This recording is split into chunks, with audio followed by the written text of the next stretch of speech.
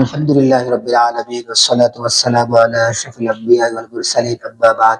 এক ভাই জিজ্ঞাসা করছেন, চাঁদ কোন দিন উঠতে পারে? চাঁদ কোন দিন উঠতে পারে আল্লাহ তাআলাই ভালো জানে। ওকে, এরপরও যেহেতু জমানা কিসের ফিতনা, যতটুকু জানা সম্ভব ওইটা বলা যেতে পারে।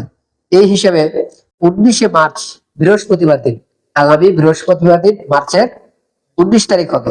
ওই দিন ইন্ডিয়াতে চাঁদের উচ্চতা হবে 5 ডিগ্রি। 5 ডিগ্রি। বার্মাতে 4 ডিগ্রি, বাংলাদেশে 4 ডিগ্রি, নেপালে 4 ডিগ্রি, করাচিতে 5, পেশাওয়ারে 5 ডিগ্রি, ইরানে 5 ডিগ্রি, আফগানিস্তানেও 5 ডিগ্রি। সব জায়গায় 4-5-4-5-এর বেশি না। আর এই দিন চাঁদের বয়সটা থাকবে 11 ঘন্টা 56 মিনিট, প্রায় 12 ঘন্টায়। এবার কি চাঁদ দেখবো? চাঁদ দেখতে হইলে 10 ডিগ্রি উচ্চতার দিক থেকে 10 ডিগ্রি হইতে হয়, আর বয়সের দিক থেকে 20 ঘন্টা পার হইতে হয়। এখানে ঘন্টা হইতেছে, বয়স হইতেছে মাত্র 11 ঘন্টা, আর উচ্চতা হইতেছে মাত্র 4-5। তার মানে দেখার কি নাই? সময় নাই। আমি কি বুঝাইতে পারছি?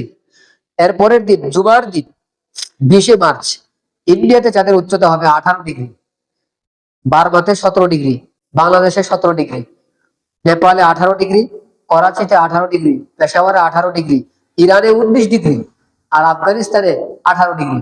যেহেতু 18 ডিগ্রি হয়ে গেছে, 19 ডিগ্রি হয়ে গেছে, 17 ডিগ্রি 10-এর পরে দেখা যায়। তো এবং বয়স, চাঁদের বয়সটা হবে 35 ঘন্টা 57 মিনিট, তাহলে প্রায় 36 ঘন্টা। 20 ঘন্টার পরে তো কি দেখা যায়। তো ইনশাআল্লাহ আমরা জুমার দিন চাঁদকে দেখতে পারবো। এই হিসাবে 21শে মার্চ শনিবার দিন ঈদ উল ফিতর, 1447 হিজরির ঈদ উল ফিতর হবে এই আপনার 21শে মার্চ শনিবার দিন ইনশাআল্লাহ। আল্লাহ তাআলা আমাদেরকে প্রস্তুতি নেওয়ার, রমজানকে কদর করার এবং ঈদের যে আমল আছে আমলটা করার তৌফিক দান করে। সারা মাস যে পরিমাণ আমরা আমল করছি, যতটুকু নূর অর্জন হয়েছে, এটা যেন খুশির শুনে নূরটা যেন নষ্ট না হয়। আল্লাহ তাআলা আমাদেরকে বুঝার তৌফিক দান করে।